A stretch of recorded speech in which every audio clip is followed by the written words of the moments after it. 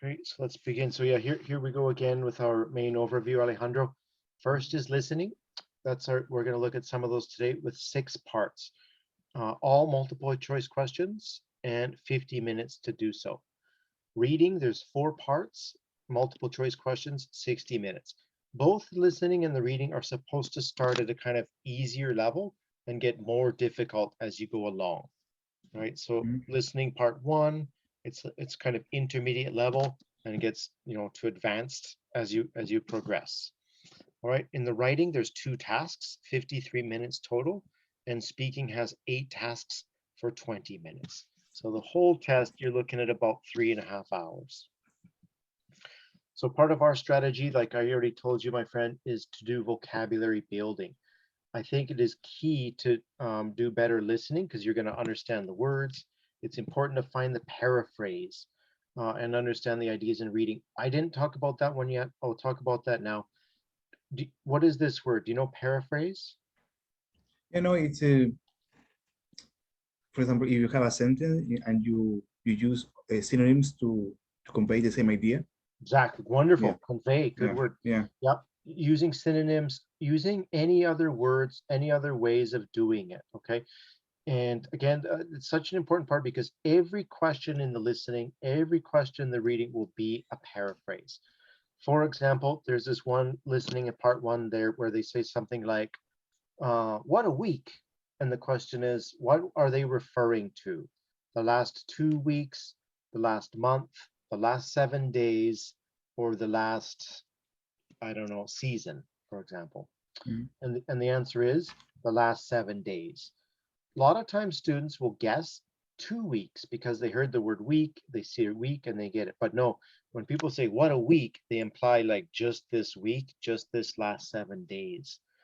But my point there Yeah. being, if they say a week and the question is, what are they talking about? They're never going to say a week.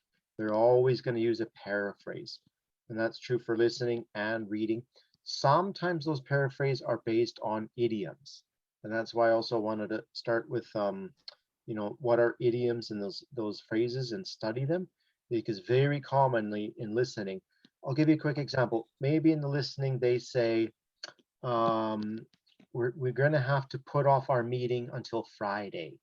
And the question says, what are they going to do? And the answer will read postpone, right? So postpone is another way to say put off, for example. So Ah, that's the kind of thing that they'll be doing in the questions is testing paraphrases. yeah. Mhm. Okay, and then vocabulary building, like also the transitions we started with, very essential to communicate effectively in writing, especially as we started our lesson, words like due to the fact that, or because of, or, you know, what else did we just do? Thanks to, owing to, on account of. Those are great phrases to use in writing. Crucial to express your ideas clearly in writing or in speaking, yes, also important, especially to try to sound, I'd say, natural using phrases. A Canadian would not really say postpone the meeting. More commonly, they'd use the phrasal verb put it off. So Ah, if okay. you're able to use phrases and phrasal verbs in your speaking, it will help you. It'll increase your range of vocabulary.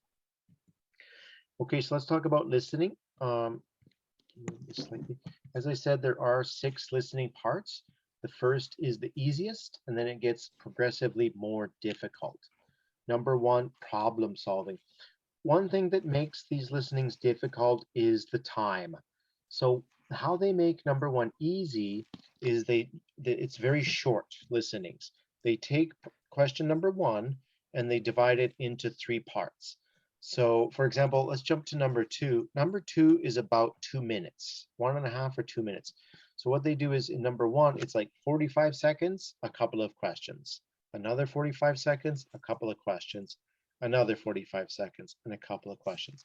So that's supposed to make it easy because it's easy to pay attention for about 45 seconds and get the Mhm. main idea. Okay. Then number 2, daily life conversation. There's no breaks. So it's continuous. It's a minute and a half, 2 people having a talk. Number 3, getting more difficult, listening for information. That's one person has some specialized knowledge. maybe they work in a phone company, or um, maybe they know about guitars, or maybe they know about salmon, or they have some specialized knowledge where the other person's asking information. Okay, so that's part three. That's what we're going to look at today. We're going to do a sample of that one. Part four, listening to a news item. These are generally like, one person speaking, a reporter for about 2 minutes on um, some situation in the local community. Usually it's not like bad news or international news. It's more like an interesting story in the neighborhood. Part five is a discussion. So that one, there's a video included with three people, and that kind of makes it a challenge because the questions will be about three people. So very important for Yeah. all the listening, especially that one, you take notes so you know who is saying what. And the last part is viewpoints. Do you know what that means, Alejandro? What is viewpoints?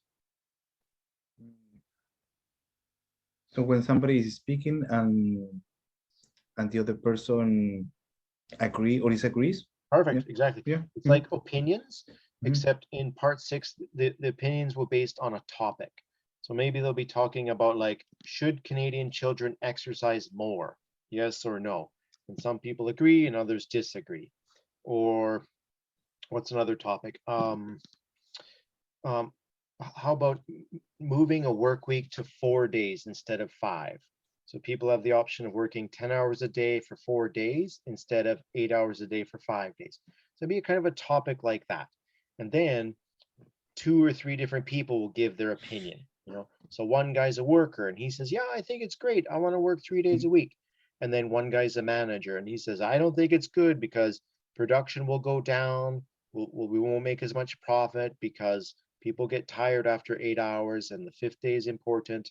And then there'd be like some kind of academic guy giving some research or studies. Okay, so your basic job there is like listening for the different views.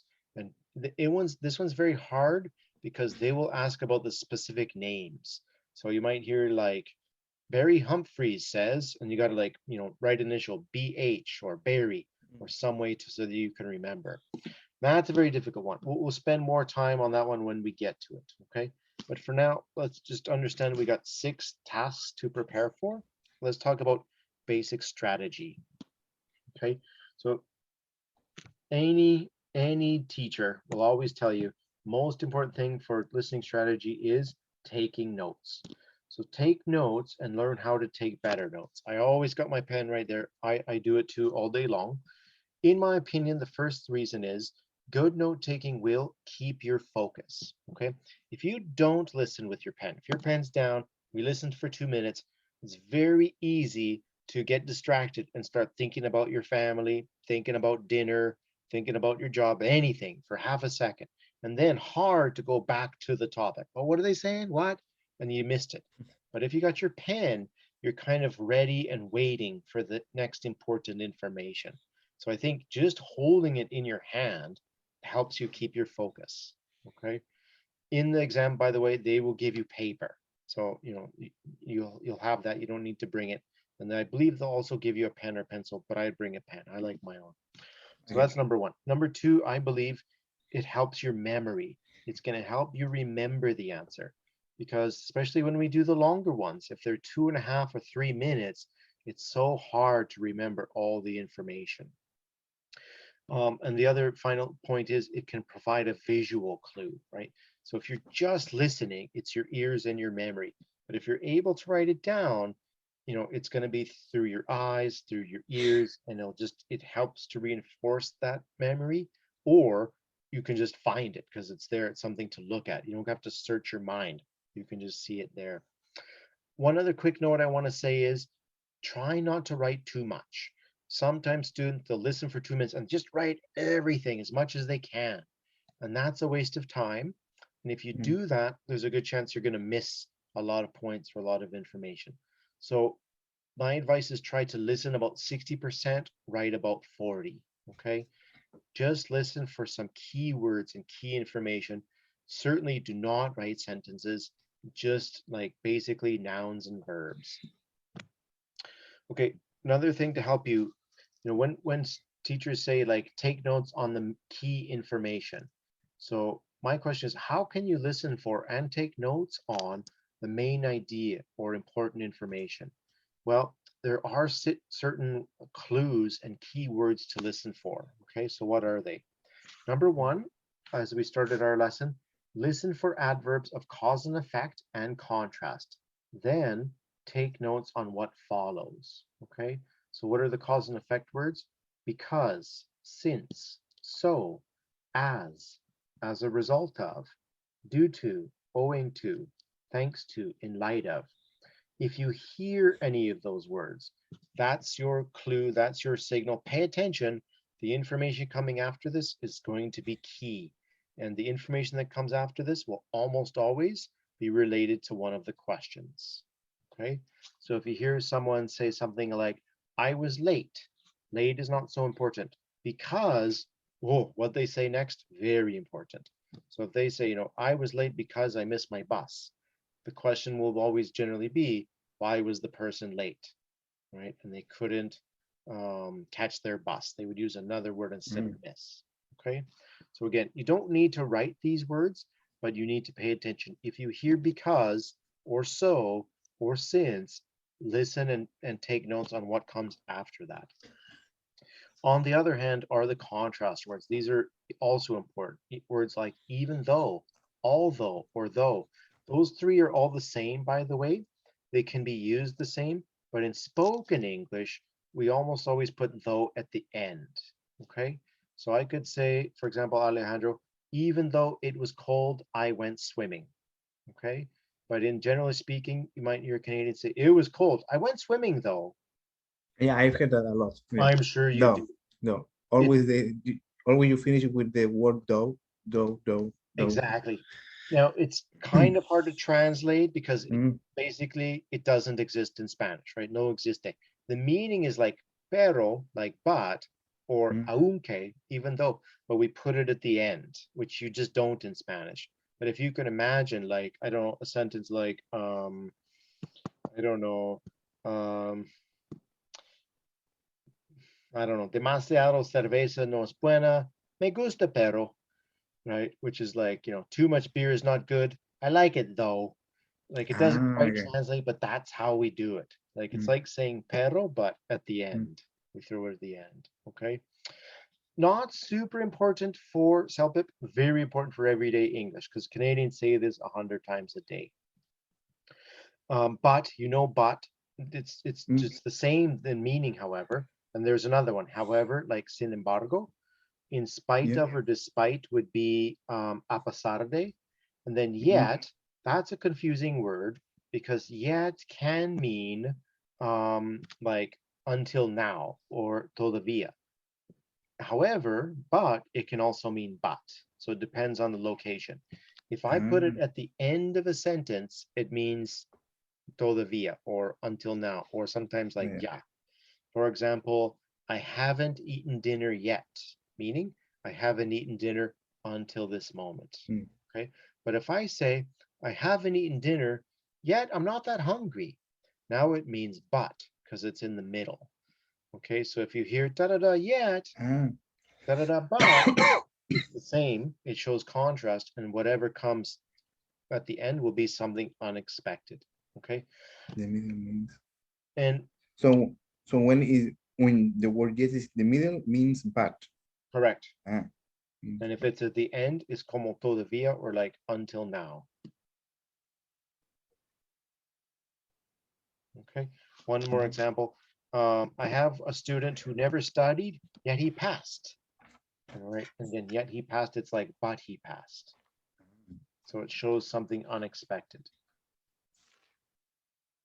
Okay.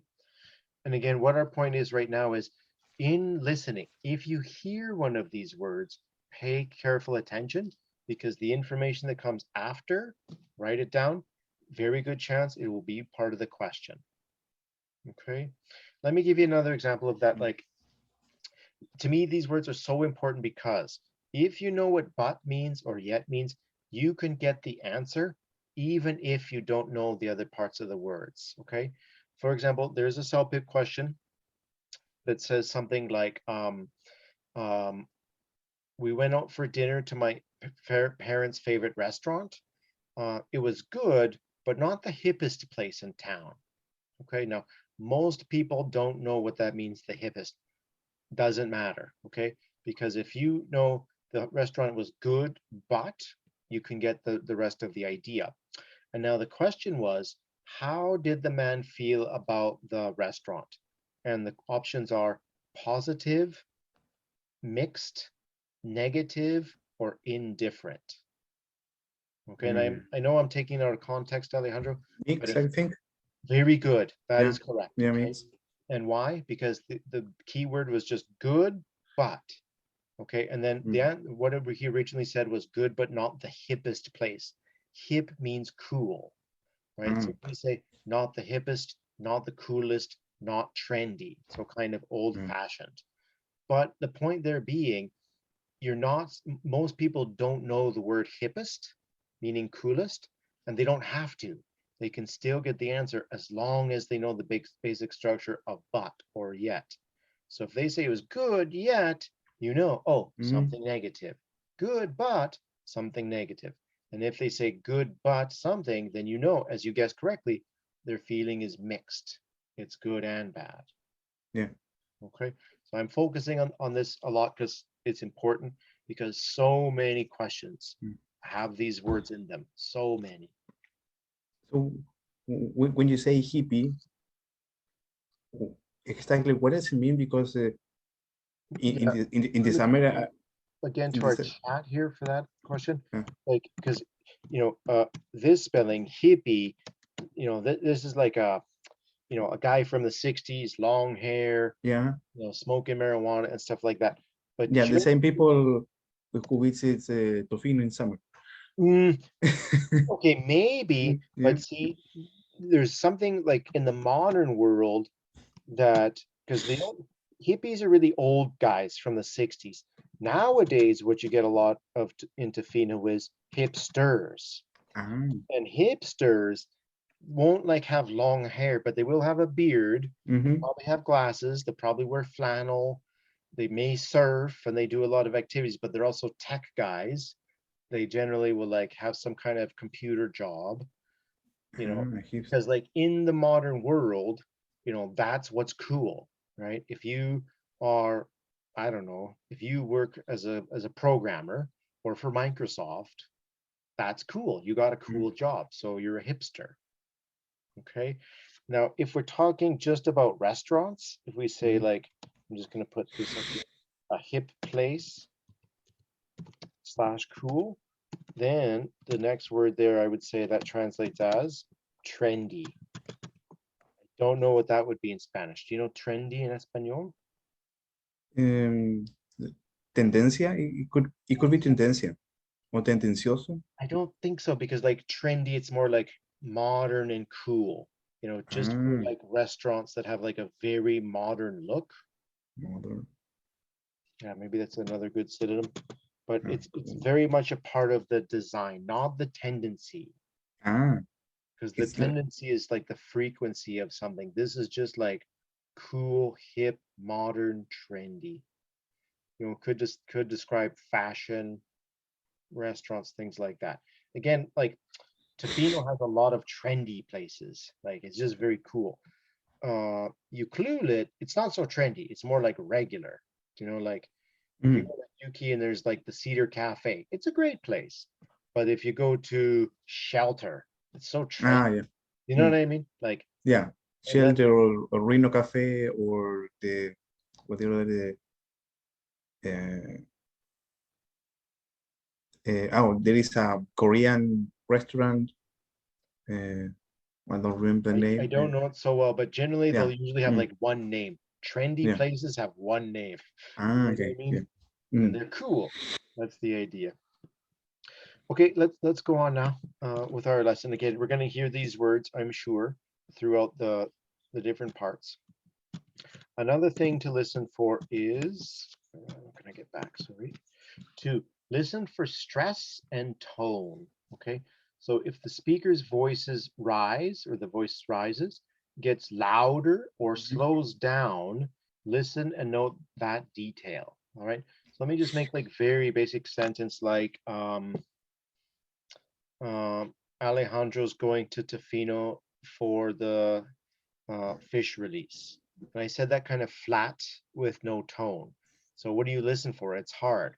But if I say Alejandro's going to Tofino for the fish release, oh, what do you hear? Tofino fish release. So I kind of stress those words a bit higher and a bit longer. So from based on that, you know what to write down.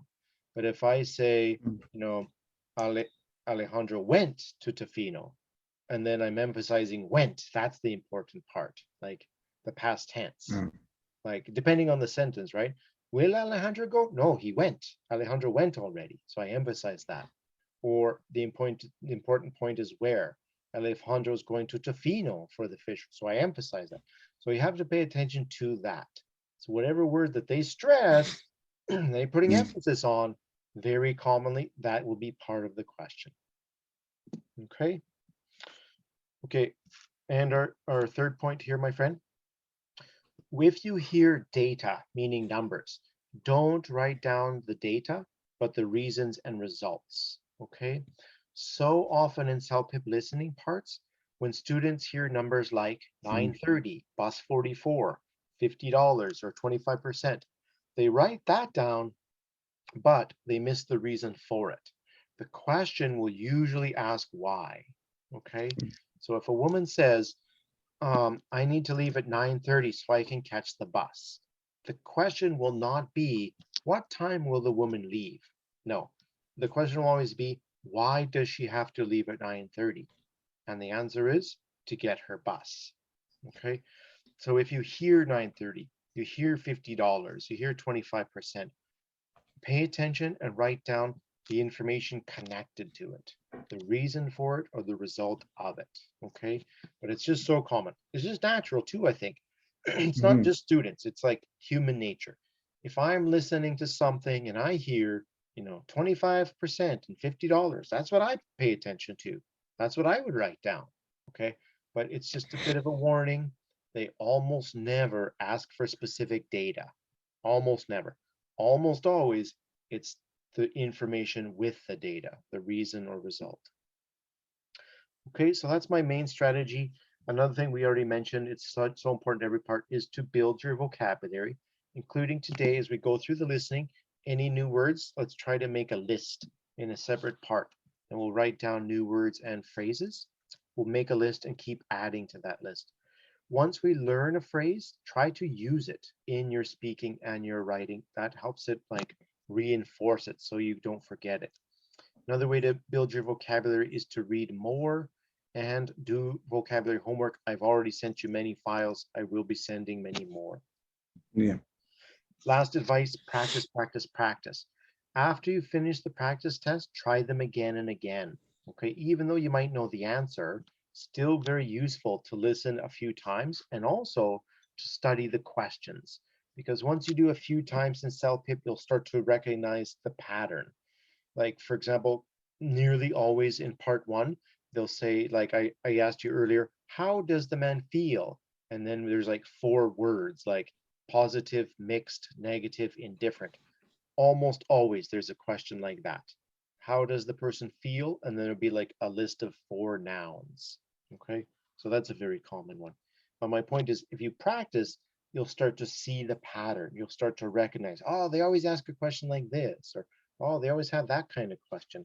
And it kind of gets easier because you know what to expect. Okay, so another way to practice, build your vocabulary, listen to videos. You've already done a lot of that on YouTube. That's great. Mhm. Podcasts also very good. I would recommend a lot of things from the CBC because the Canadian accent and the news content. A lot of the things you'll hear in the CBC podcast could be similar to CELPIP material.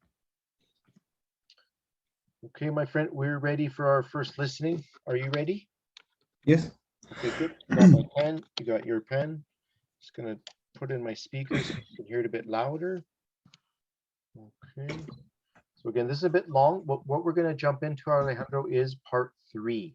Okay. So it's not the easiest, but it's not the most difficult. It's Mhm. kind of in the middle. Okay. And what we're going to use this for really is just learning how to apply the strategy.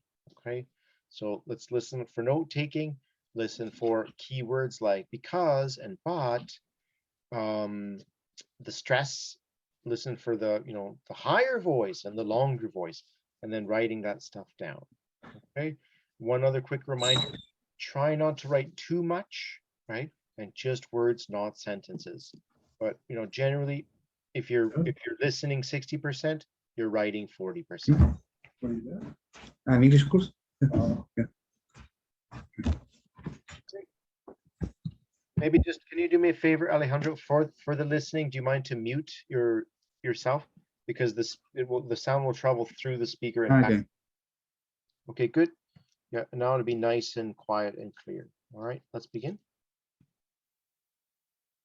Hi, thanks for coming to Mattress and Bedding World. How may I help you? Hi, I'd like to buy a set of pillows. Okay. Well, we have a promotion for the holiday season. If you buy 2 pairs of our new feather pillows, you get 1 free. That sounds great, but my husband is allergic to feathers. That's the reason why we have to get new bedding. He keeps getting itchy eyes. I'm interested in getting some synthetic pillows. Ah, I see. Well, we do have the synthetic filling, but there are actually a lot of alternatives you might want to consider instead of feather. Are you looking for a firmer pillow or a softer one? I'm not sure. These are meant to be a Christmas gift for my husband. What are the different types? Besides the synthetic, we have the memory foam and the latex, which are both really comfortable. If you want something good for neck pain, you might consider a microbead or buckwheat pillow. Buckwheat? Really?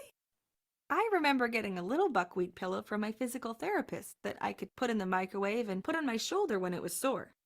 It was really nice, but I don't know if my husband would like sleeping on it. Yeah, I'd only recommend the buckwheat if you really needs it for pain relief.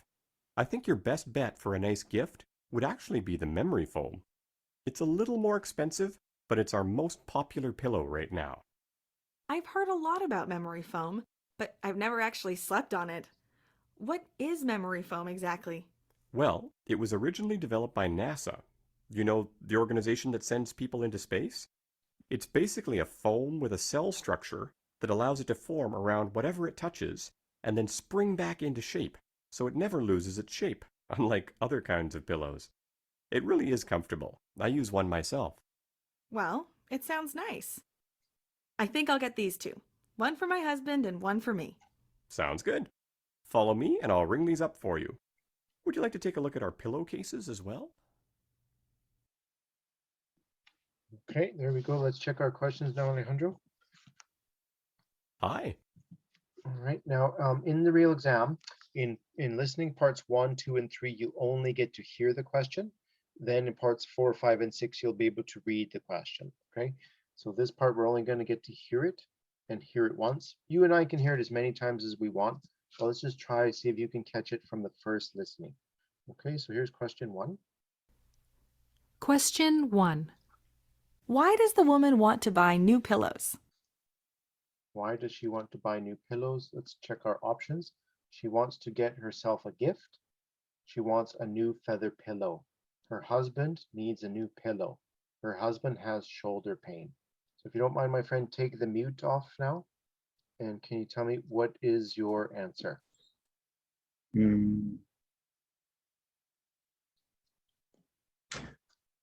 Her husband needs a new pillow.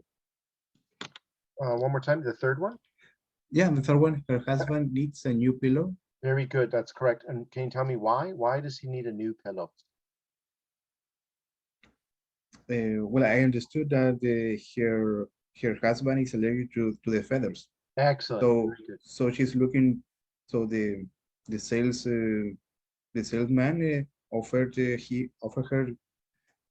a synthetic fabric or synthetic pillow, memory foam or latex or buckwheat.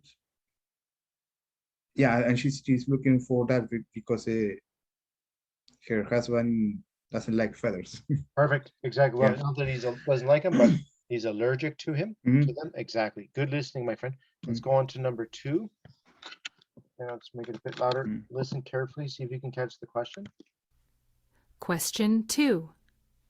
Why did the woman have a buckwheat pillow in the past? Okay, and now our options. She liked it better than other pillows. She needed it due to an injury. She was allergic to feather pillows. Her husband bought her one as a gift.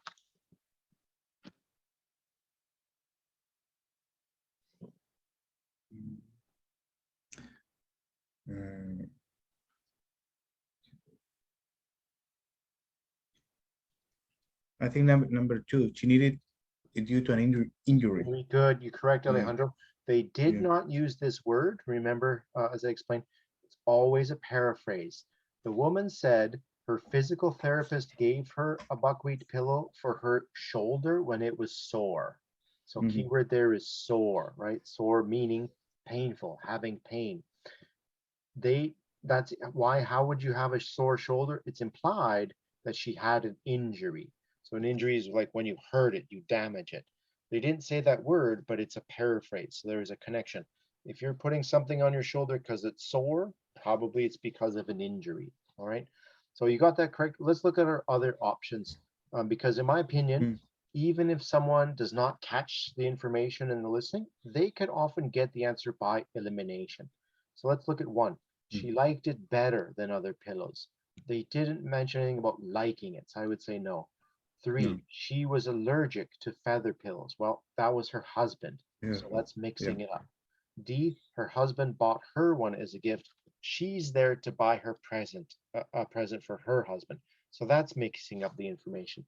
So if you can do careful listening, you know 1 and 3 and 4 are wrong. So pure logic says 2 must be right. Okay. Okay. And what I'm showing you here is possible in every part of CELPIP, in listening and reading. I promise, my friend, many times you don't even need the listening or in reading the text to get the answer. Often logic will just tell you the answer. Okay. Sometimes I'm surprised. Sometimes I'm surprised, like the answer is just like it's too logical, but that's CELPIP. Okay.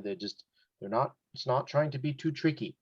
It's a Okay. little tricky for people with lower level because some people will hear allergic, some people will hear husband, and they guess that, okay? But my point is, with generally good listening skills like you have, you can generally get the answer by eliminating the others, okay? So that's a good point. All right, let's try 3. Question 2.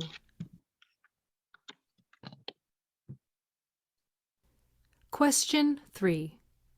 According to the man, which of these is true of buckwheat? Okay, so what is true of buckwheat? Good pillow for relieving soreness. It requires a special pillowcase. It is a softer pillow than the others. It's the most popular pillow at the moment.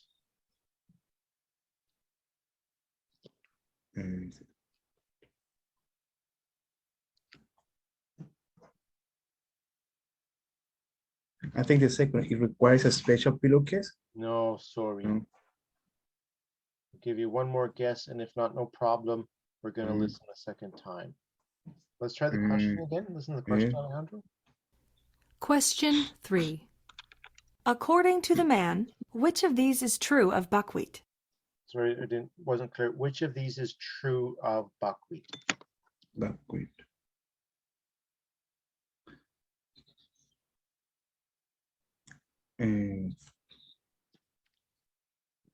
I think it's a good pillow for relieving soreness. That's the correct answer, my friend.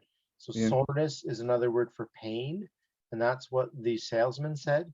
He said he would only get buckwheat for pain relief, and then. But I understood that he suggested the memory foam. That's true. That's right. Yeah. So memory foam is good for everybody. Buckwheat is good only if you have pain. If you have like a sore neck, painful neck, bad back, then buckwheat's good. Okay. So again, the question is, what does the man imply about buckwheat? So not about memory foam, but what I say about buckwheat, it's good for relieving soreness. And again, soreness means pain. Yeah, but I understood. No, I understood that the memory foam is popular right now. It is more expensive. Was developed by NASA. Yep, It doesn't lose the shape. right. And all of that information is coming Yeah. up in the next question. But I get a good idea that the memory foam it was better to relieve pain. Oh, But sorry. In that case, no. no, About pain, okay. no. Okay, Mm. we're gonna hear that again because the woman first mentions like, oh, buckwheat. I remember that from my physical therapist. She gave me that for my shoulder. And then the salesman said, yeah, it's really only for pain relief. If you don't have pain relief, you don't need it. Then he says, well, I don't want to give you the answer too much, but I think your best bet is another thing. Okay, and then we'll go to the next question. This will make more sense when we listen a second time. Let's go on to number 4 for now. Yeah. Question 4. According to the man, which of these is true of memory foam? Well, this is true about Mm. memory foam now. It can lose its shape over time. It's the store's best-selling pillow. It costs the same as microbead pillows. It is recommended by physical therapists.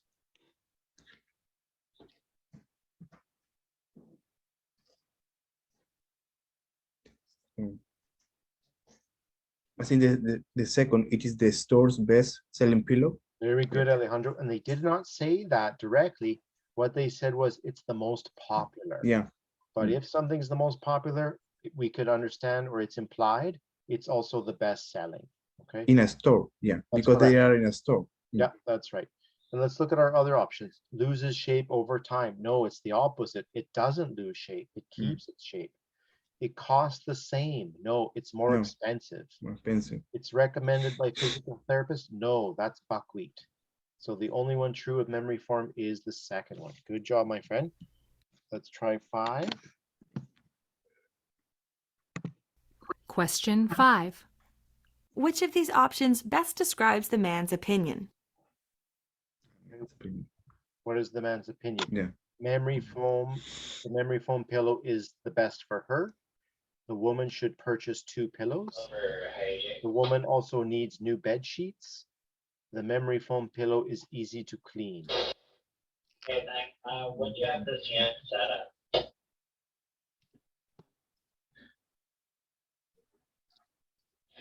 What did you have this unit set up? I think the third, the woman, the woman should purchase 2 pillows. Sorry. 6 or 16? Not a bad guess because she will. She said she'll take these 2. You're right about that. Yeah, right. But okay, let's just try the question one more time. Question 5. Which of these options best describes the man's opinion? Okay. So what is the man's opinion? The salesman's opinion. The salesman opinion. The memory foam pillow is the best for her. Correct. Yeah. And what he says is, he says something like, I think your best bet is the memory foam. In this case, bet means option. We use that word a lot in English, bet. You know, the real meaning is like gambling. Like, I don't know. Do you like soccer at all, Alejandro? A little bit, yeah. A little bit. I Yeah. like soccer, but I love the World Cup. And I'm excited because Canada is going to be in the World Cup next month. And that's the first time in history we qualified, right? We finished, believe it or not, number 1 in CONCACAF. We beat Mexico twice. We beat the US twice. We're number 1. We're going to the World Cup. In our group, it's difficult. We have Belgium, Morocco, Croatia. Okay. So if I had to put money, I would say Canada could not win any game. Who could win? I don't know for sure, but if I had to put money, I would bet Croatia. Okay. So again, betting has the idea of like gambling, putting on your money on something you think. So generally, if I say the phrase, I bet blah, blah, blah, it means I think or I guess. So I bet Croatia will win can mean I'm going to put money on it. But in everyday English, no, it just means I think or I guess. Okay. So you told me like you used to work in Puerto Montt, which I know is like the South Patagonia. Never been there, but I would say like, I bet it's rainy. I bet it's beautiful, right? And that's just making the assumption or the guess, okay? Now, as long as I'm telling you about that word, there's another phrase in English, you bet. And you bet is not related to either of those ones. You bet just means for sure or no problem. All right. So you ask me, Mike, can you help me with something? You bet. It's like, no problem. Por supuesto. I'll be right there. Ah, Okay. Or it's also like, yeah, basically it's like you're welcome or no problem. So when people say thanks, commonly the answer would be you bet. And it's like de nada. It's like no problem. You're welcome. Okay, so there's two meanings here and then a third one, which is your best bet. In this case, bet doesn't mean think. It doesn't mean you're welcome. It doesn't mean gambling. Here, bet just means option, especially with that phrase. What's your best bet? What's your best option? Okay, so common little word, confusing one, but you got it. Your best bet is the memory foam. So he thinks memory foam is the best for her. Okay, last question, Alejandro. Let's see if we can get it.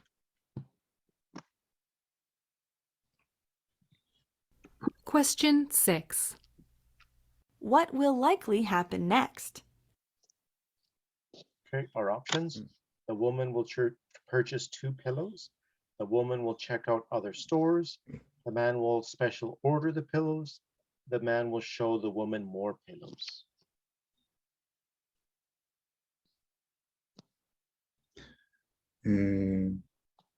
Number 1, the woman will purchase 2 pillows. Very good. Exactly correct. Okay, you did very well. You got a little mixed up with number 3, where the man says, what is true of buckwheat?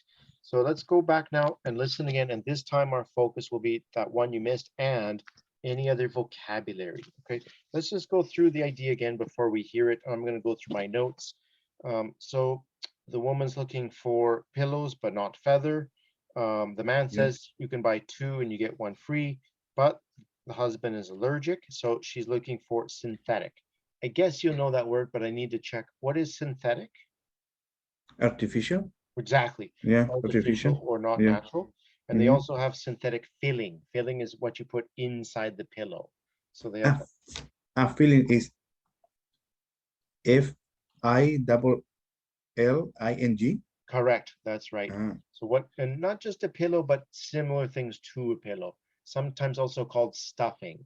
So they could say synthetic stuffing, synthetic filling. All right, good. And then there are other alternatives. They ask, what kind of pillow do you like, firm or soft? You know, firm, like firme, so it's a little bit harder. Soft would be blando. She's looking for a Christmas present. The man recommends memory foam, and then they talk about buckwheat. What is buckwheat? Only wheat would be trigo. Buckwheat is similar, okay? Buckwheat is just a seed, como un grano, un semilla. Okay, but when it's dried, it's like a bead, and they just put it in like a bag, and then you put it in the microwave, and you can put it on your body for pain relief, if you can imagine. So how do you spell the word? Is QUILT? Let me just go to our chat here. It's buck, like B-U-C-K, wheat, como trigo, all one word, buckwheat. Not a common thing, but it is used for tea. I don't know what else. Let's see if we can find what that is in Spanish. Buckwheat in Spanish. Oh, this is a tough one for me. Alforfón. Is that right? O sea, alfalfa. No, that would be alfalfa. They say alforfón. Alforfón. No, I don't know what is that. Okay. Buckwheat. Me neither. But basically, again, really like in simple English is como trigo. Okay. The point is though, they just like use the seeds, the semillas, in a kind of a pillow or bag for pain relief. Okay. And then some words like we hear the word pain relief. And then the paraphrase in the question was relieving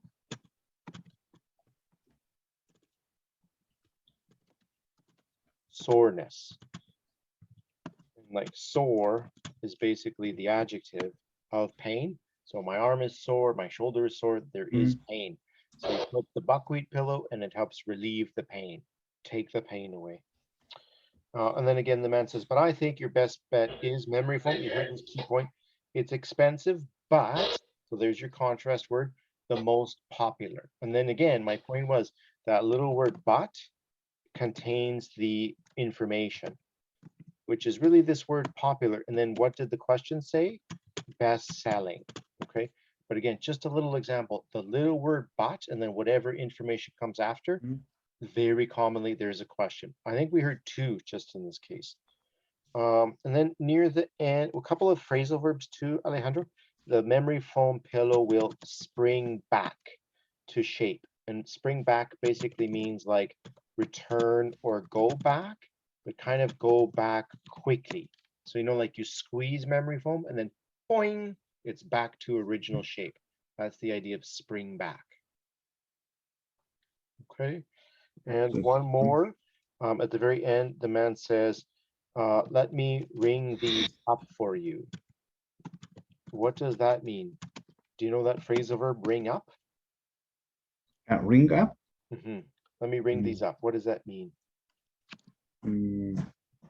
Like, no, I don't know. Ring up, ring something up. Basically, it's like, you know, put in the register or scan them so that I can make the receipt. Do you know what I mean? You go to the register, you go to the till, and ring up is basically like scanning them, beep, beep. So then, oh, here's your total. And then you get the receipt or the bill. Put in the register. Yeah, like put in the register, or I guess the better word really would be scan. Like you're scanning the barcode. And you know what, when you do that, when you scan the barcode, it beeps. Beep, beeps. That's the idea of like ring. So you're ringing them up. You're scanning, so you're adding the items to the receipt or the bill. Okay, so that's it, my friend. That's the key words. Let's listen one more time now for some other words you might have missed, and that one part you missed where they talked about what is the man's opinion of buckwheat, where he says it's good for pain relief. That's that one question you missed. Okay, so let's listen one more time.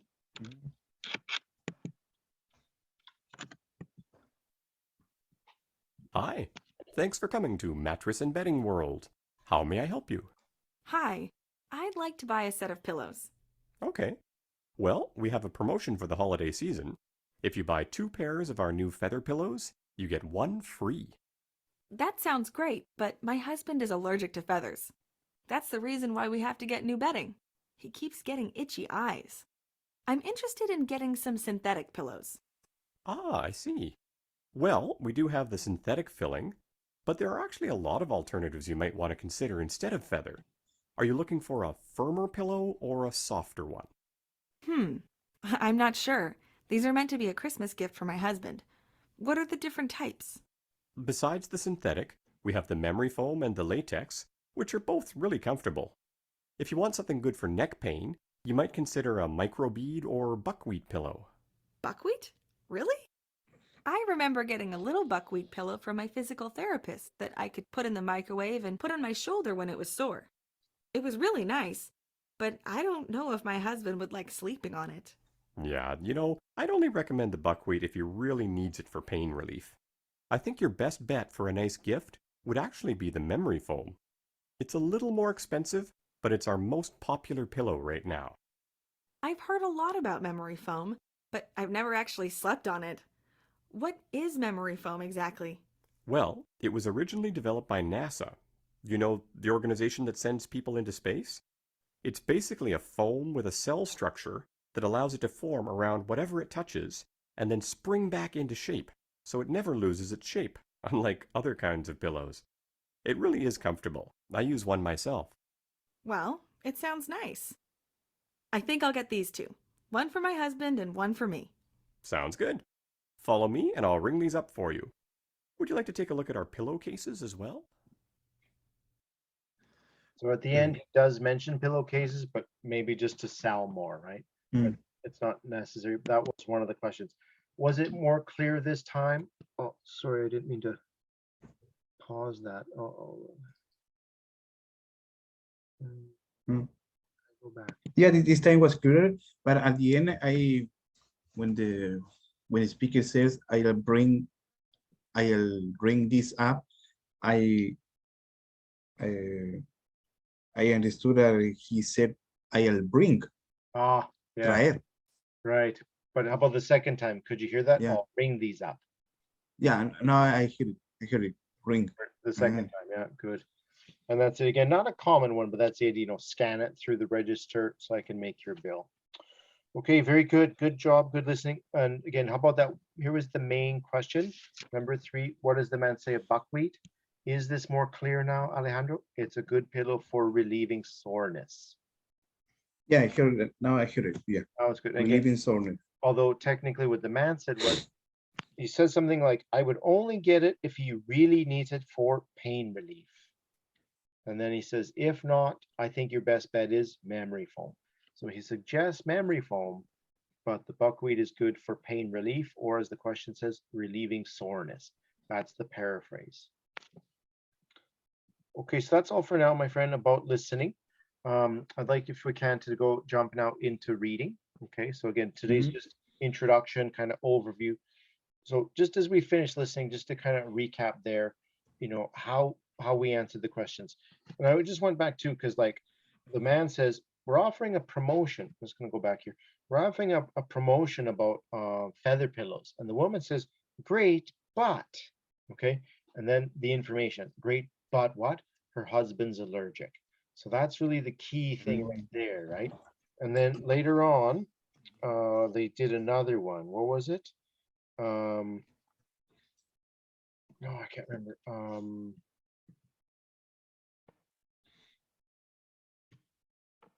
There was another one where they say but, and it was also part of the answer. I'm not sure what that was right now. Maybe like going about just getting this, the pain relief. It's only good for pain relief, but if it's not, then memory foam is better. So it's just one of those little words, but so often the key information will come after it. Part of the questions will be related to that. We can see that same thing happening in reading, okay? Many of the questions we're going to look at reading, the transition words are the keys to look at, okay? So let's talk about reading now. There are 4 reading parts. The first is the easiest, and it gets progressively more difficult. So they are, number 1, correspondence. Correspondence means like writing back and forth. I write to you, you write to me, that's a correspondence. So in number 1, we read 2 emails, one from someone, and then the next one from the next person. That one has 11 questions. Number 2, we're applying a diagram. So there we're looking at a picture. We have 8 questions.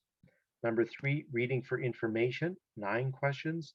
And last one, reading for viewpoints, 10 questions. Remember, in listening, the last part was viewpoint, same thing in speaking. So the most difficult one, sorry, just to go back for a minute. The most difficult part will be the one where there's like one topic, but different opinions, different viewpoints about that topic, okay? So let's talk about some general strategy. In my opinion, the reason why many people do poorly in CELPIP reading is time management, okay? Generally, however many questions there are is how many minutes there are. So let's just go back again. Reading correspondence have 11 questions. That means 11 minutes. Number 2, 8 questions, 8 minutes. Number 3, 9 questions, 9 minutes. 4, 10 questions, 10 minutes. Okay. Now, if I give you a reading in a classroom or in, online like we are, generally you're going to start at the top, you're going to read everything to the bottom. That's how you read. Okay. But that is not the way I would recommend in CELPIP because of the time limit. So time management requires a different method. We don't need to read everything, okay? We should not read the text, the whole text from start to finish, in my opinion, okay? So instead, we're going to use this 3-step system. We're going to skim the text for the main idea. Skim basically means a quick read. We just read the first sentence of each paragraph, and then we don't read, but we look at the words and the information. And then once we get to the question, we read the question carefully and then scan. And scan means look for. So we're going to look for the keywords in the question, and we're going to look for them in the text.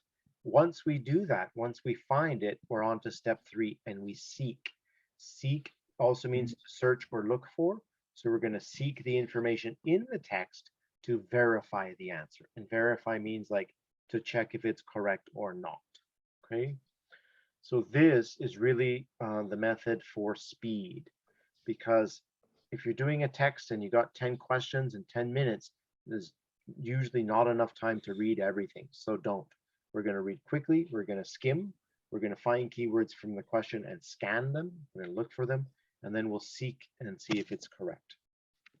So just a bit more information now. Skim the text. Don't read everything and try to figure out words you don't know. That's an important thing. Like when we do practice or I give you homework, it's a great thing to take your time and figure out words, build your vocabulary. In the exam is not the time. So if you don't know a word, don't even guess. Don't even figure it out. Just ignore it. Pretend it's not there. Okay. So all you simply do is look at the words you do know. Don't worry about words you don't know. Okay. What else should you do? Read the first sentence of the paragraph carefully. Then don't read, but really do this number 2, look at. Just look at words.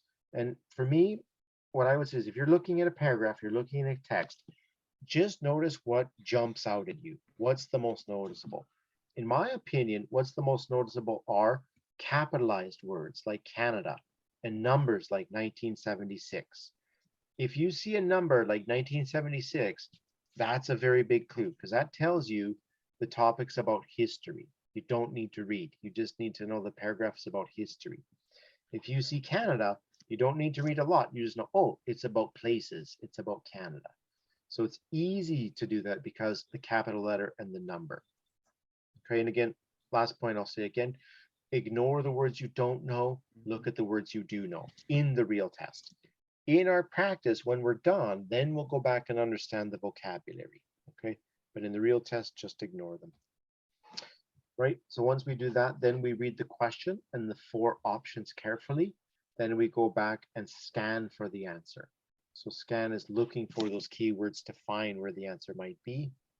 And then we seek the answer by looking for a paraphrase. So we talked about paraphrases again. Here we go again. Paraphrases can use synonyms like big and large, pain and sore, soreness. They could be a different word order. It could be a different word form, changing a verb to an adjective to a noun, or rephrasing it, just using another way. So that's what we got to pay attention to. And then just like in listening, remember to eliminate any incorrect answers and use logic. Make your best guess. Also, of course, build your vocabulary, which we're going to do, which we do with every part. We're going to make a list. We're going to use new words. We're going to read more and do the homework vocabulary. Okay, now if you look here with me, Alejandro, this can be overwhelming, right? You can barely even see the words on my screen. It's so much. And on the right, we have the 9 questions, okay? So And